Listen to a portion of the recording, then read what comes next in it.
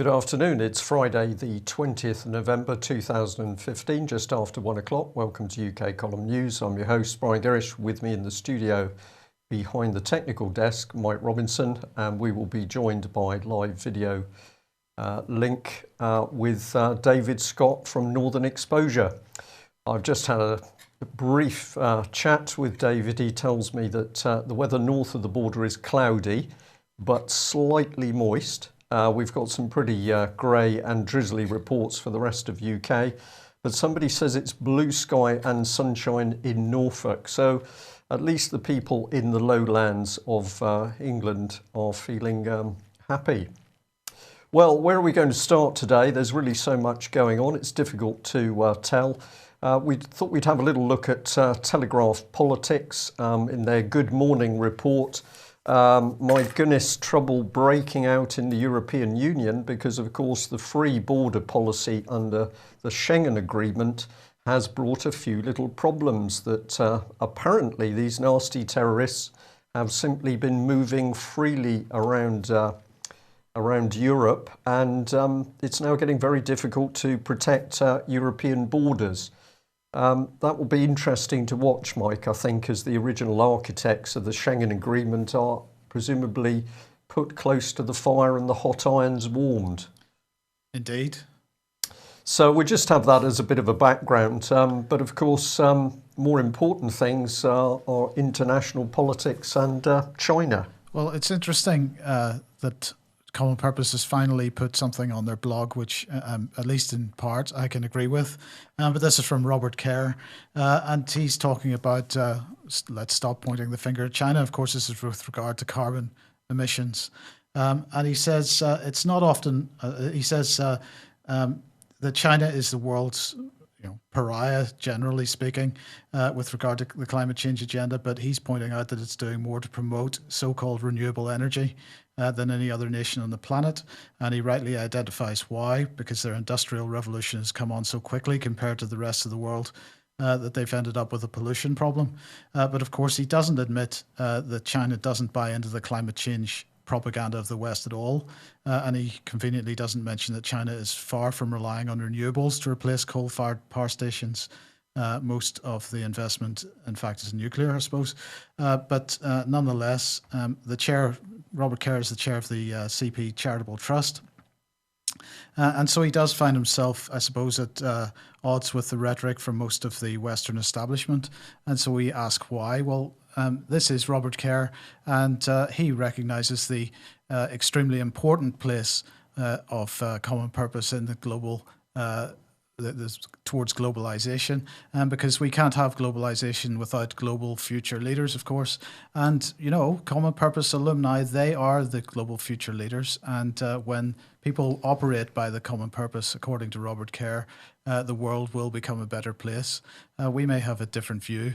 But anyway, why are they so keen to be positive about China? Well, because, as you pointed out, they are getting their claws into China as quickly as possible. And I suppose the Chinese, this is really something, an ideology that the Chinese, even the Chinese, would not want in their country, Brian.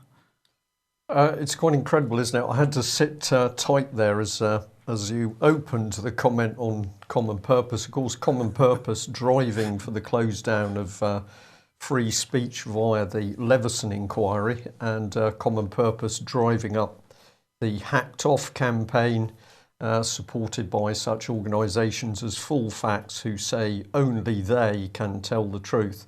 So very interesting that Common Purpose having a problem telling all the truth, but they are the people to be selected as the leaders to run the world. David, perhaps we should bring you in, because I think you've been testing Scotland in terms of Common Purpose expenditure, at least.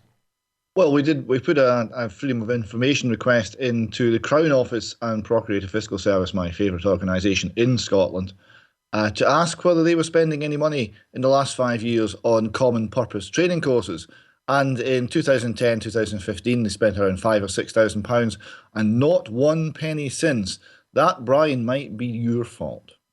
Well, it could be my fault, but I'm going to say to people today, don't get complacent about Common Purpose, because whilst we know that there's been a sort of reduction in their training effort within UK. As Mike's shown very clearly here, their agenda is now full-on globalist.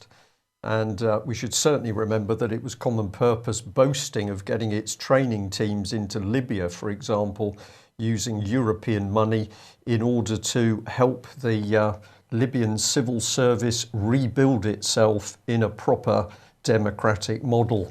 So still, in my opinion, a very dangerous political organisation masquerading as a charity.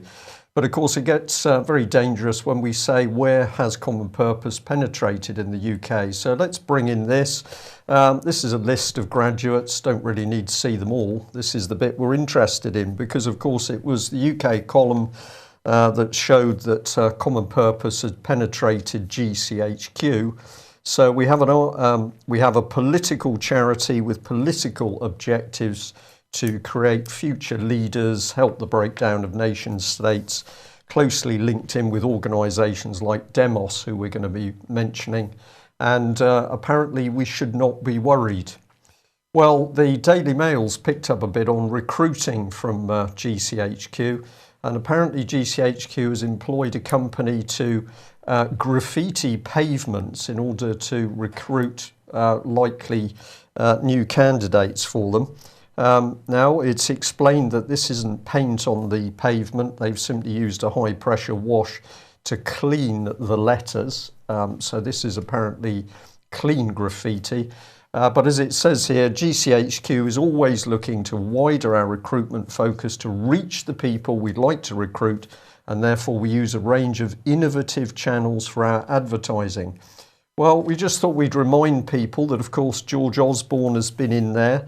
This is a £1.55 billion operation, and as we're going to show, it's employing Occupy Mars geeks.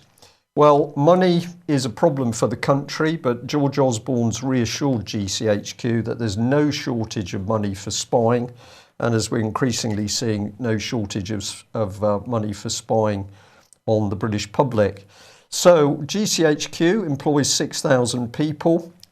You can relax because people there wear jeans, shorts and flip-flops. They wander around drinking Starbucks coffees. One computer geek was with an earring was working there wearing a t-shirt saying Occupy Mars. More like the headquarters of Google, and it's got a 600-seat restaurant, shops, a gym and a chapel. Now, just remember that this is the same organisation that, despite numerous warnings of attacks in Europe, France and I believe Paris, also from a number of different sources, including the Iraqis, the Turks and the Israelis, and the Daily Mail and Fox News, GCHQ was unable to warn the British public that there were dangerous attacks coming in France. Perhaps they were just there watching their Martians occupying whatever. So, of course, we had the Snowden leaks actually warning that GCHQ was acting outside its remit, too busy hacking into private email accounts and not watching international terrorism. And we should also remind ourselves what the former directors of these organisations get up to. This is MI6 chief, former MI6 chief John Sawyers, and former GCHQ director Ian Loban, and they've been recently hobnobbing with hedge funds and banks and large commercial organisations. Should we be concerned about the state of GCHQ? UK column is going to say we should be very concerned indeed, not only for the 1.55 billion, but what appears to be incompetence in the organisation in protecting this nation. Despite that, they want more powers. If you want to get inside the minds, have a look at this. We've got the man himself, Mr. Sawyers. He says we cannot have no-go areas in our communities where the police cannot go, because that just allows space for the evildoers to ply their trades. It's the same in the virtual world. So I think the real meaning in his eyes is that the police should have free access to your home, and security services should have free access to our personal web communications, because we have all become the terrorists. David, these people are just becoming so outrageously arrogant. You can see the danger building.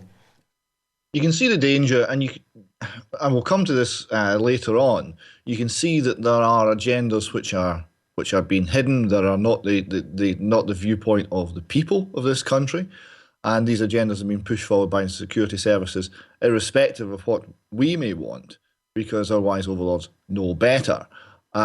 I was struck by the fact that when the Berlin Wall came down and communism as a force and a threat ended in spectacular fashion, the security services seem to be quite surprised. We think that the CIA found out about this when they read it in the Washington Post. For all the money that's spent, they didn't actually detect that big change coming, and it seems that they can, despite all the investment, miss the big picture very often. Well, miss the big picture, or perhaps they actually know the picture beforehand, so don't feel that they need to tell anybody about it.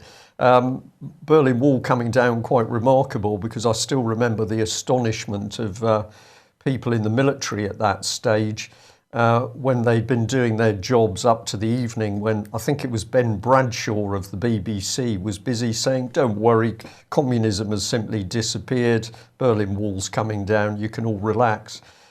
Complete nonsense and propaganda, highly dangerous. But yes, you're right, there were no reports from our own security services on this state of affairs. Well, of course, Common Purpose has also been very, very active of getting into schools and into the minds of school children. This is an interesting article from the Mail here. Naive children who believe everything they read online. There's been a survey carried out. Apparently, we've got to be really worried because our children are believing everything they read. And this is James Thickett, Ofcom's Director of Research. Children can find their way about the internet, but they're lacking the nous to work out what is helpful and what might be a scam. They're not stopping and thinking. Potentially, it could make them very vulnerable. Well, we thought we'd do our research and have a look at Mr. Thickett and to see whether he would be telling the truth. Well, here he is on the Ofcom site. And you might be interested to know that he's made himself Director of Nations. So he's increased his oversight of offices in Scotland, Wales and Northern Ireland, and he's decided to call himself Director of Nations and Market Developments.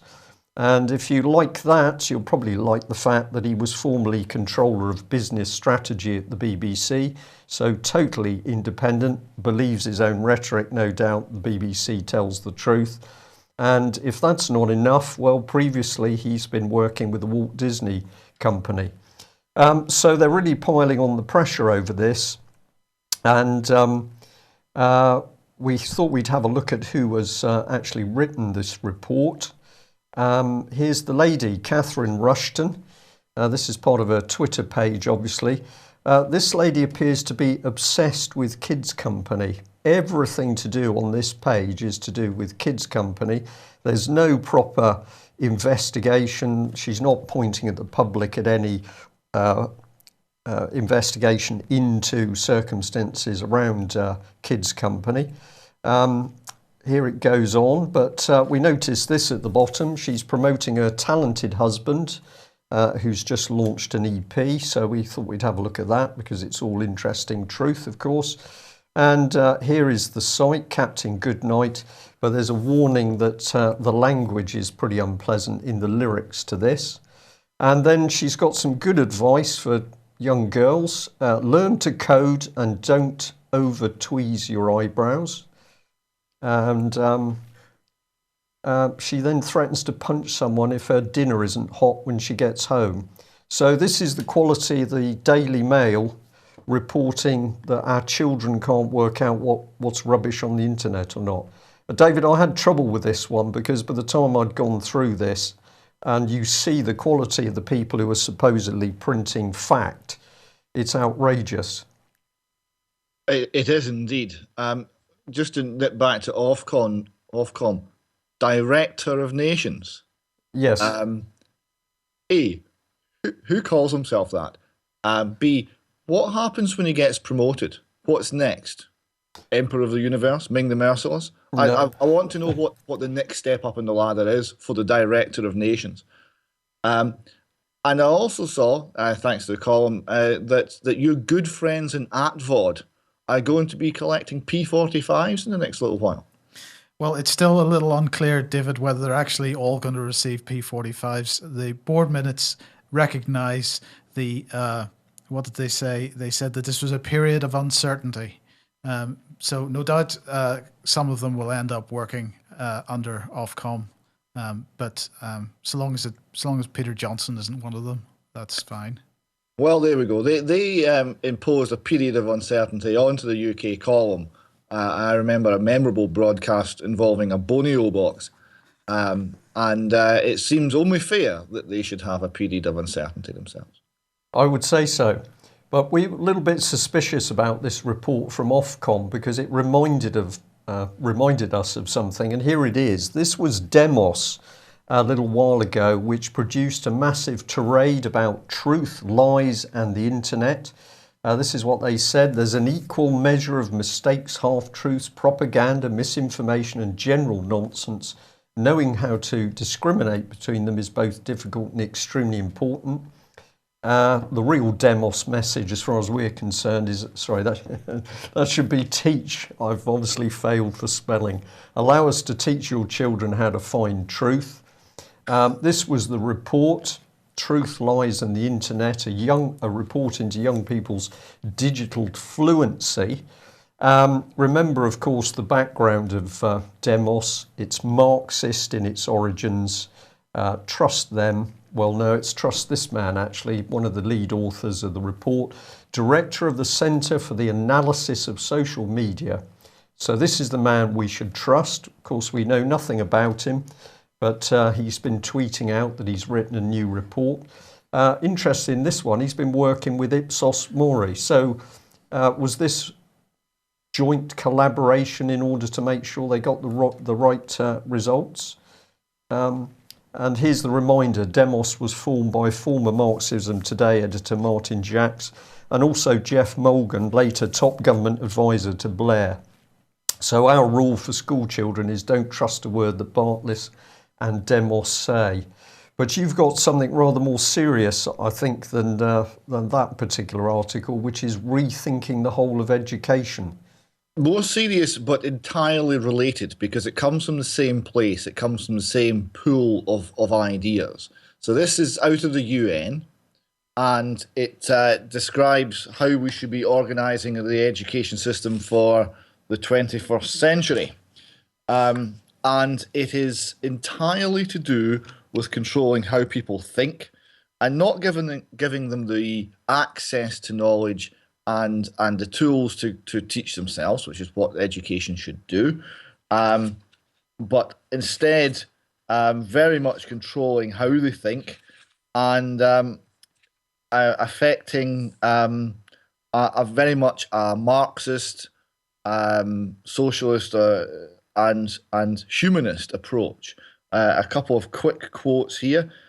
One thing they say, schooling and formal education are essential. So if you are a homeschooler, the UN doesn't like you very much.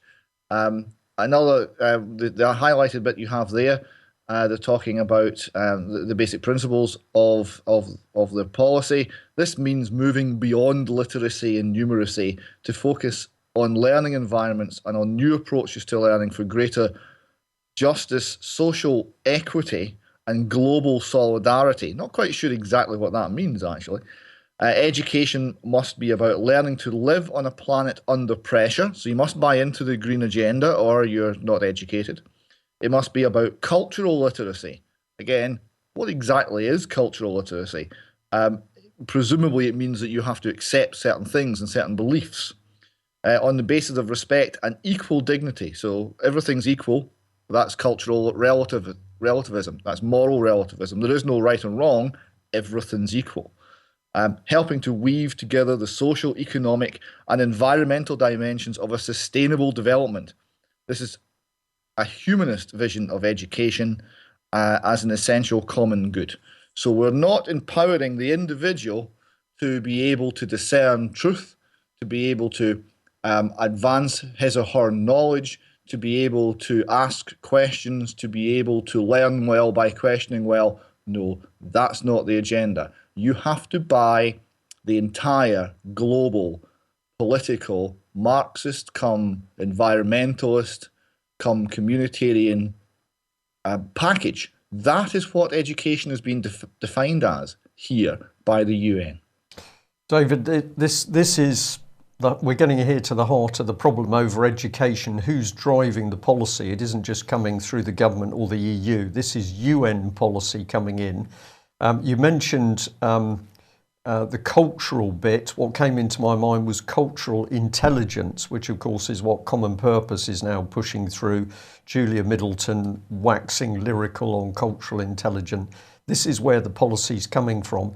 And I've just got a couple of extra pieces of text from that document. And just for people here, it says that they've had an East-West roundtable discussion convened in New Delhi. And more recently, from those who see themselves as transhumanists or even post-humanists, with their calls for biological selection and radical enhancement. This is getting into really dangerous ground. This is the experimentation. This is killing off the weak and the vulnerable, useless to society, and enhancing human beings. The tree on the front of this document, I believe, is highly significant. This is a cult. This is the tree of knowledge.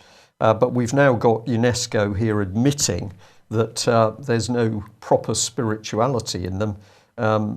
They're humanists at best. But I think there's something satanic in this organisation and the way it's going for the children. Yes. The biological selection, that used to be called eugenics, and the whole eugenics movement got a bit of a bad reputation with Nazi Germany, but it was originally started in England. The main driver was in fact America. There's a very interesting book I recommend to anyone listening called War Against the Weak, which documents the history of completely fake science, which dominated matters in America and was a means of encouraging more children from the fit and fewer from the unfit in order to breed an improved master race. And of course, who defines who is fit and who is unfit? Well, that would be the powers that be, that would be the government, that would be the people in power. So if you're the wrong colour, the wrong nationality, or have the wrong social background, woe betide you. And it was an utterly appalling. There was a sequence of forced sterilizations and assorted assaults on the individual. It was a dreadful time in America. America led, Nazi Germany followed, and it's coming back. And of course, Planned Parenthood has been part of that drive, but this is absolutely key. Where did these horrific policies originate? They didn't originate in Germany, Nazi Germany. They originated in London, moved across to the States, and we even had people like Mr. Churchill, who was a proponent of this. So does require Britain as a nation to have a good look at itself, but very dark, dangerous policy. You were keen to mention this gentleman who was actually stood up against some of this stuff, John Taylor Gatto. What can you tell us about him? John Taylor Gatto is the antidote to the New World Order version of education. He was New York State Teacher of the Year, New York City Teacher of the Year, and then resigned in the op-ed page of the New York Times. And the reason he resigned and the reason he was having such huge success in an inner city sink school with great poverty, a disproportionately large black population, very disadvantaged, and these kids were going to top universities. They were thriving under his direction and tutelage. And the reason he had to resign is he was succeeding by completely subverting the system. And he was doing it by going under the radar. And when they gave him awards and made him famous and people started watching him, he couldn't do it anymore because he was meant to have 30 children under his control, and people would come into the class and there'd be 3 kids there. And where are they all? And he was running out of excuses. What they were doing is real things. And they were learning by engaging in something called life. And his books are fantastic on the subject of education, and I can't recommend them highly enough. A quick couple of quotes just to share with you. He's got, in our secular society, school has become the replacement for church. And like church, it requires that its teachings must be taken on faith. That is very true. And the longer quote here, he says, I've noticed a fascinating phenomenon in my 30 years of teaching. Schools and schooling are increasingly irrelevant to the great enterprises of the planet. No one believes anymore that scientists are trained in science classes, or politicians in civics classes, or poets in English classes. The truth is that schools don't really teach anything except how to obey orders. This is the great mystery to me, because thousands of humane, caring people work in schools as teachers and aides and administrators. But the abstract logic of the institution overwhelms their individual contributions. Although teachers care, teachers do care and do work very, very hard, the institution is psychopathic. It has no conscience. It rings bells, and the young man in the middle of writing a poem must close his notebook and move to a different cell where he must memorize that humans and monkeys derive from a common ancestor. He is exceptionally insightful on the subject of education. I went through the entire education system in this country. I personally feel it took me 25 years to recover from our education system, because it teaches you things that you don't realize are being taught. It teaches obedience. It teaches that you are dependent on others providing you with information you cannot really think for yourself. It teaches you that you simply follow what others have written, and original thought is beyond you. It teaches a lot of things which are wrong and extremely harmful. And perhaps we just give people a reminder, if you're not aware of the subject, have a look at Common Core, breaking out in America. A lot of American parents extremely unhappy at what they see as a major dumbing down of American education. And the name of Dumbing Down of America, also the name of a book. You should be able to find that online. I'm afraid the author's name escapes me at the moment. It'll come back in a minute. But a very good analysis of how the American education system in particular has been attacked. And we'll just add to that, some parents from Cornwall gave us a copy of a questionnaire which has apparently been given out in most of the Cornish schools. About 24 pages asking the most unbelievable questions, apart from highly personal questions. Most of it is to do with drugs and all forms of sex and sexual diseases. It's to do with bullying, threats, violence.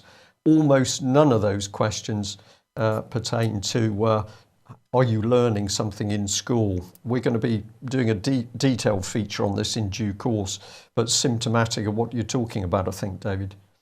Well, who is going to expose all this? Can we trust our mainstream press and journalists to do that, Mike? Increasingly not, and it seems that journalists just getting sacked, more and more of them. So this is the Lancashire Telegraph in this case, and their editor, Kevin Young, was sacked in July after 15 years at the paper. He hasn't been replaced. His deputy, Alan Simpson, has just been sacked, along with their picture editor, Neil Johnson. And so there's no management or editorial team left at that particular newspaper. And the National Union of Journalists really saying that this is happening in many different places. So what's going on, Brian? We know that there was a change of staff, shall we say, and a change of tack at the Telegraph recently.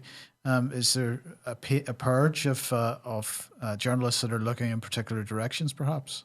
I think that's exactly what's happening, Mike. And of course, what we need to remember is that there has been this huge takeover of independent local newspapers in particular. So when you get your local paper, which still calls itself local, often will still say it's independent, in fact is really owned by one of the vast news groups, then what we're seeing is that the policy within those local papers is being controlled centrally, so you don't get any editorial viewpoint which really counts in the area. And now what I think is we're into the final phase, which is purge out any of the old style journalists who really know how to do their job, get out there and investigate. You don't want them in an organisation because these newspapers are only there to give government propaganda. And probably that Mail article we've just mentioned, what was it really? All it was putting forward the government's Ofcom viewpoint. So I think this is a very dangerous phase, and it's time that Britain's journalists woke up to the fact that there's a dictatorship coming in by the day. There have been some reports north of the border, though, which have been of value in relation to Robert Greene, David. Yes, we've had a good week or two on the Robert Greene front. This is an article from last Sunday's Scottish Sunday Express by Scottish editor Ben Borland. I'll just read the first paragraph here. Scotland's public spending watchdog is investigating claims that the Crown Office has a secret slush fund of public money to pay for private legal fees. Audit Scotland began looking into the allegations after being presented with a dossier by campaigners David Scott and Robert Greene on Friday, October 2. The probe was launched within days by Assistant Director Angela Cullen, with support from the watchdog's Crown Office and Procurator Fiscal Service audit team. On November 5, a member of Audit Scotland's team wrote to Mr Scott to say that a number of interviews and other work had taken place. The investigation centres on payments to top Glasgow law firm Levy and McRae in relation to a civil case brought by former Lord Advocate Dame Elise Angelini in 2012. We'll stop there. That's been greeted with great interest by several of the opposition political parties in Scotland. It's getting noticed. It's strange that the Holly Gregg story people find difficult to believe and they find it too shocking and can't quite face it. But when it comes to money, people understand money and it's more readily accountable for, it's more easy to measure, and it seems to be getting quite a bit of traction. Well, that's really good to hear, but we should also remind viewers and listeners that, of course, Eilish Angelini was the lady recommended by Home Secretary Theresa May as ideal to run a number of investigations. Apparently, Theresa May was unaware of these investigations going on at the time she made her appointments. Presumably, the security services weren't interested in that either. Well, war, Mike. Yes, right. So if we go back to last year, I think this was mid-2014 or so, Pope Francis began using the term piecemeal World War III. He was saying, here's a quote, "Even today, after the second failure of another world war, perhaps one can speak of a third war, one fought piecemeal with crimes, massacres, destruction." And so I thought we should just take today's news headlines as one example, just one day, and look at what's going on around the world, at least according to the mainstream media, and see whether this is a fair assessment of what's going on. So in London, we had a bomb scare which closed Baker Street. In Honduras, we had Syrian passports apparently magically heading towards the United States. In Italy, we had forces searching for 5 terror suspects after an attack warning. We've got concern for what's going on in Rio, so Rio clearly is a potential target as well. Perhaps unsurprisingly, Northern Ireland as well. And in Mali, of course, today we have what seems to be another real attack with casualties. but we wait to see what the final outcome of that is. So right around the world, just about in every continent, we've got this stuff going on. But in the mainstream media as well, we've got to remember these are partying women, and in fact, they are also petty criminals, suddenly turned into jihadists, into commando style, capable of running commando style operations on multiple sites, organize the weapons, pull all this stuff together, despite being just party animals and petty thieves. So really, if this is a third world war that's going on at the minute, a piecemeal third world war, one of the biggest pieces is the attack on the mind, Brian. And this type of world war can only take place if we allow ourselves to be terrorized in this way. Well, this is absolutely it, isn't it? Is keeping nations and many nation states in a sense of fear and confusion. You don't know who to trust. You don't know who your neighbour is. And then we're at constant war, as predicted in that wonderful book, 1984. So peace has become war, peace. Nobody knows what's going on. I'm going to come back to this. I will just say the reports that we're getting in, that in UK at the moment, senior British military officers are apparently at the stage where they are saying what is going on. And this is particularly interesting because this is the stage pre-waking up. But at the moment, I'm being told that senior British military officers are looking with amazement at what's unfolding in this country. They're not being consulted on defence and security matters. That is being carried out simply within the Cabinet Office. Oliver Letwin is the man who is apparently running the show at the moment. Don't take any notice of David Cameron. He's just the upfront puppet in front of the cameras. The Cabinet Office is apparently where policy is taking place. And if we get time, I've got a slide for the end of the show saying have a good look at who these Tories really are, because massive bullying and intimidation going on at the heart of the Tories. So confusion within Britain, this is not accidental, this is deliberate. If you confuse people, then of course you can drift in whatever policy that you want. Well, how's all this stuff funded? I think it's back to you, David, and the role of drugs. Yes, this is a book. It's quite a hefty book. It is wonderful, though. If you want to understand how the world actually works, this is an essential read. Right? So it's the politics of heroin, and it covers all of principally the American involvement with the drugs trade via the CIA. It starts in Southeast Asia when, after the Second World War, the French were fighting an anti-insurgency war to hold on to what was then French Indochina. They lost in Bien Bien Phu. They had to withdraw. The Americans replaced them.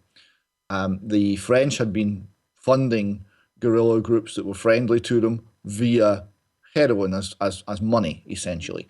And the Americans moved in and did likewise. And it went from there through the Vietnam War.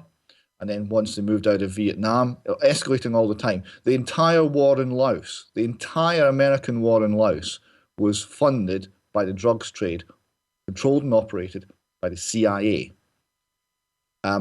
Once the Vietnam War closed down in 1975, it moved to Kurdistan, it moved to Iran, it moved to Pakistan, it moved to Afghanistan, and it moved to South America. This book names names. It gives you places, it gives you dates, it gives you all the information. And it's been in publication since about the late 80s, mid-80s. No one's ever sued the author. No one's ever sued. It names all these names, no one's ever sued. Why is no one sued? Because it's true, because truth is an absolute defense against libel. So what you're seeing there, and it makes it quite clear, quite absolutely clear, that what the CIA have been doing is running black operations, funding insurgency wars, irregular terrorist activities, to destabilize regimes, and to fight proxy wars, and providing arms and money to do this, all off budget. So it's not done through the American taxpayer, it's not done through the American budget. And how are they funding this? They're funding it by running the drugs trade and selling drugs all around the world, and principally to young people in America. And David, sorry, go ahead. I was just going to say there, David, it's really interesting because, and this is quite opportune because what is really not being discussed in the mainstream media at all at the moment is the heroin crisis, and it is a crisis that's going on in the United States at the moment, and it's not a crisis within the Black community. It's a crisis of the middle classes, and we're seeing middle class suicides going through the roof as a result of what is becoming a heroin epidemic. And of course, at the end of the day, the CIA and other organizations of that ilk could not do what they're doing without the person at the end of the chain buying the product. This is right. And if you look at the harm, and you can see the graphs of harm, suicides, drug-related deaths, etc. in America, it's going steadily upwards. And then suddenly, around about 2010, 2011, it takes off like a rocket. And the level of harm has more than doubled in the short period since then. So there's a lot more heroin dealing going in to the United States. 2010, 2011, does that ring any bells? Does that correlate to when ISIS started to become a real threat and was reorganized in Iraq? Well, yes, it does. David, I'll bring those statistics in for you. You mentioned to me in relation to the truth about the heroin trade that this gentleman had been doing some really amazing things. Former narcotics investigator Mike Rupert. So that's not Mike. I think that's someone introducing Mike. Yes, that's Mike Rupert. Yep. Now this is all on YouTube, and I thoroughly recommend.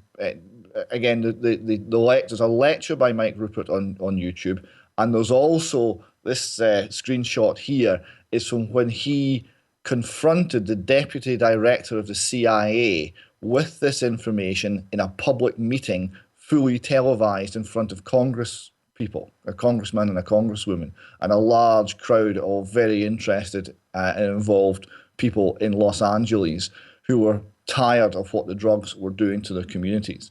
And he confronted deputy director of the CIA and ended his career there and then. So he did well.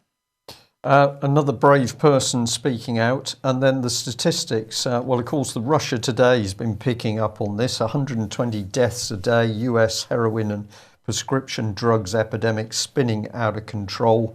And this is one of the graphs from usnews.com. See, around about 2010, 2011, off it shoots. And that correlates with when ISIS started. Now, that's a correlation. It's not absolute proof, but this is how it's done. You read the book. This is how the CIA funds dirty wars. Right. And you'd also pointed out this. So we've chopped from that graph where the steep increases from 2010. And this is the New York Times talking about the rise of insurgent groups and naming of new leaders. Yes, and that comes from 2010, and that's when things started to kick off in Iraq, and then the drugs problem in America gets even worse around 2013, 14, and that's when you start seeing the Syria crisis kicking off. Yeah, dangerous, very dangerous things. Now, one of the facts at the moment is, of course, the terrorism story. Paris has completely wiped out anything to do with child abuse in the UK. So the Goddard inquiry must be sighing relief that public attention's been totally nudged away by Paris. But interesting things have been happening on the abuse side north of the border. Yes, we're seeing very hopeful signs here where people who have been through this abuse are banding together. They're getting to know one another. They're forming groups. And they're starting to fight for justice. So they now have a well-organised White Flowers group here, and they were campaigning hard to have a Scottish National Inquiry. And the inquiry was announced, A year later, we find out what the terms of reference are, and the terms of reference are so tight that almost everybody's excluded. It's only if you were in residential care that you're covered by the Scottish Inquiry. If you were abused at a day school, if you're abused by a senior politician, if you're abused in any other context, by any form of institutional abuse that is not an institution where you slept at night, isn't covered by the Scottish Inquiry. So most of these people who are campaigning find that they're left out in the cold, and they're not happy. They're looking at legal action, and I very much hope they go that route. And I would also very much hope that the press and the public can get behind them and demand that our wise overlords do what they said they would do in the first place, which is have a full, open, public, frank, clear inquiry into what actually happened.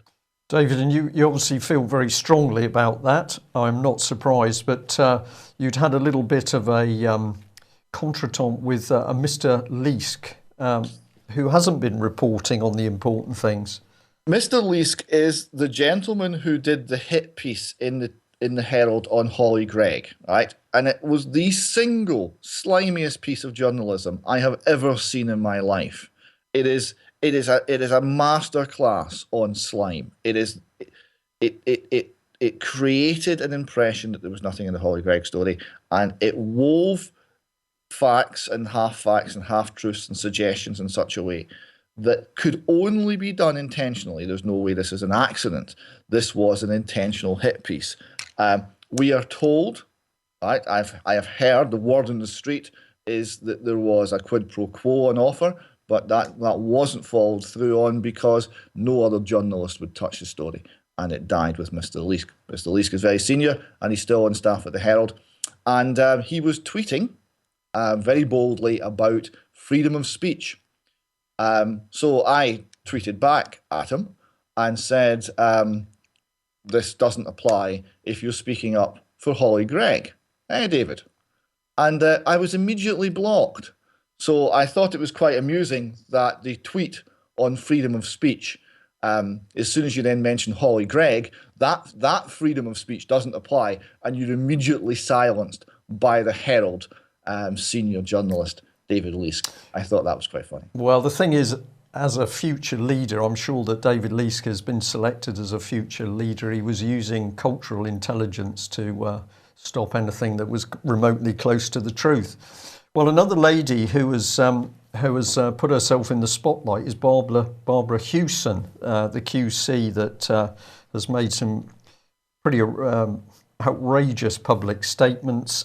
Satanic ritual abuse doesn't exist. She made some comments about age of consent, 13, I think, was where she was heading. And you've taken her to task on a few things. Cassandra, as she's better known. Yes. We covered this last week. It was covered in the column. It was a very good piece. And I tweeted out a link and said, David, more on Hewson. And she obviously spotted this. Now, bear in mind, this is a QC. This is someone who should be using precise and legal language. She replied, more on watch. Extraordinary how some still fanatically dig up ye olde columns about me. More fascinating than ISIS. So there you go. So I thought that was an interesting response from her. So I forwarded that on to people following me on Twitter. I'm saying she's feeling touchy about public interest in her anti-child, anti-life views. She's also running a major abortion charity. And she came back, not at all. What interests me are the sociopaths. Again, I don't know exactly who she's referring to there. Perhaps me, I don't know. If so, it seems very un-QC language and, perhaps even defamatory under Scots law, but hey-ho. Shall I just bring this on screen? Because there's been a little bit of digging into Cassandra and what that was all about. So, and then she blocked me, right? So it's been a good week for me getting blocked on Twitter. But I did thought, well, why does she call herself Cassandra? So, Google's a wonderful thing. So we did a little bit of digging. And as you see here, We found that Cassandra, one of the Greek myths regarding Cassandra, is that she talks to snakes and gets information from snakes, which I thought was quite an interesting name to pick for your Twitter personality. Yeah, well, of course, we don't know that she knew that at the time, but it is interesting. Well, no. We got some very well-informed comment on the Cassandra avatar. It's difficult to see on the Twitter page, but this is the actual image. And this was the comment that came in. I'll just take people through it. A tombstone broken at the crux of the cross, apparently is crucifixion despised. Peacock symbolises Satan's right-hand demon and master of his wardrobe, Andramelech, the demon of arrogant display. And that links into the Order of the Peacock Angel, the Bloomsbury set. Now remember, this is just somebody's comment on this avatar. This is educated comment, but it's very interesting. Nibbling the vine, scoffing at the blood of Christ. And then we've got some geometric patterns on the cross, which the person says is a replica of perhaps Anglo-Saxon Celtic patterning of the late first millennium AD. So it's interesting, isn't it? Of course, we can't say that that's why she chose it, but we can't. No, we don't know why she chose it. We did go to someone who is located in the Middle East and Asia area, who is expert in these things, and he said, responding to your inquiry about the symbolism of the tombstone, I will have to say that it is Satan that is depicted on the tombstone in the form of Amaleki Taus, a Yazidi form of devil, normally depicted as a peacock. He asked, where did the woman in London get it from? We obviously don't know that either. No, just fascinating. And it gives us an insight, of course, into information coming across the internet, which presumably Ofcom wants squashed as soon as possible. Where does that leave us? Let's just go here. Nothing to hide, nothing to fear, Mike. You would think so. That's what we're told. But this is Tom Watson's article in the Independent, which I wanted to highlight. I'll just read a little bit of it. He says he shares concerns of campaigners who fear the Independent Commission examining this is the Freedom of Information Act, will recommend the introduction of fees for freedom of information requests and rule that entire tranches of information should be exempt and stay secret. So what he says is 5 years ago, David Cameron promised to lead the most transparent administration in history, declaring that sunshine is the best disinfectant. But now the Prime Minister is drawing the blinds on open government. He went on to say the Cabinet has appointed an independent commission to examine the Freedom of Information Act, which was passed by a Labour government in 2000 and came into effect in 2005. A public consultation ends today, and given that the Commission's 5 members, who include ex-Ofcom chair Dame Patricia Hodgson and former Tory leader Michael Howard, have publicly criticised the FOI regime, its conclusions are a foregone conclusion. There is a strong argument in favour of extending and strengthening the Act, this is what he concluded with, so that it covers organisations that are given public money, such as free schools and companies that win large government contracts. Now, my understanding from people that are quite familiar with the legislation, is that the Information Commissioner's attitude is that when government outsources things to private companies, that those private companies would be subject to the Act already, even at least with regard to the service that they're providing on behalf of government. Tom Watson doesn't seem to agree with that, but I think so. There's maybe some clarification needed there. But then Tom Watson goes on to say, accountability must not stop where the private sector involvement begins. And of course, we would agree with that. And he ends with, as the Prime Minister once argued, bad decisions are made in the darkest corners of government when the light of public scrutiny can't penetrate them. He should let the sun shine in. Well, clearly, he doesn't want to do that. He's clearly fearful of what people are finding via the Freedom of Information Act. He wants to shut it down as quickly as possible. So I'm just going to continue to throw the statement that they love to make, nothing to hide, nothing to fear, right back in their faces. There I pause, just remembering David Cameron, of course, removing all of the information from the Conservative website. What do you think, David? A few comments to end on. Should we trust Mr. Cameron? No, I don't think we should trust any of our wise overlords. On the Freedom of Information request front, we tried very hard to find out how much public money had been spent defending private civil actions by members and former members of the Crown Office in Scotland. And we couldn't get it because the Crown Office refused to release information. And the Information Commissioner initially said we had no right to it. We managed to demonstrate that that was in fact wrong. And he had ultimately to admit that, yes, we did have a right to it, but he found that there was an overwhelming public interest to keep it secret. So not knowing how many millions of pounds of public money had been spent defending members of the Crown Office in Scotland in private civil legal actions, that would adversely affect the smooth running of government, and we're not allowed to know that because it's not in our interest. So I would suggest that the Freedom of Information Act, rather than needing rolled back, needs rolled out further. We should have far more transparency, not less. Absolutely. Well, here's probably one ending reason why the Conservatives are getting very, very edgy at the moment is, of course, there's a big spat going on inside the party. Not going to go into detail here, but if you haven't seen this, have a look at the Guido Fawkes site where he's reporting on bullying lies and a massive cover-up. People beginning to scatter in all directions as the information comes to the surface. And this is the power of exposure. You don't need huge weapons in order to deal with these people. It's simply get the truth and get it exposed, because this is what they're absolutely terrified of.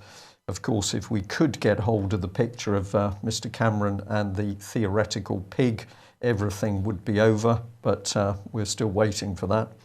And that brings us to the end of today's news. Thank you very much for joining us. David, thank you for joining us from north of the border. If you like what we are all doing, please consider making a donation. We can only keep going with your help and support, or consider a subscription with us, which is even better. It's your effort that keeps us going. If you'd like to see us do more, if you'd like to see greater depth of the programmes and use of better studio facilities where I can't reach out and touch both walls simultaneously, we need your help and support. Have a good weekend. Don't get depressed. Get into those Tesco queues and tell people what's really happening. Thanks for joining us. Bye-bye.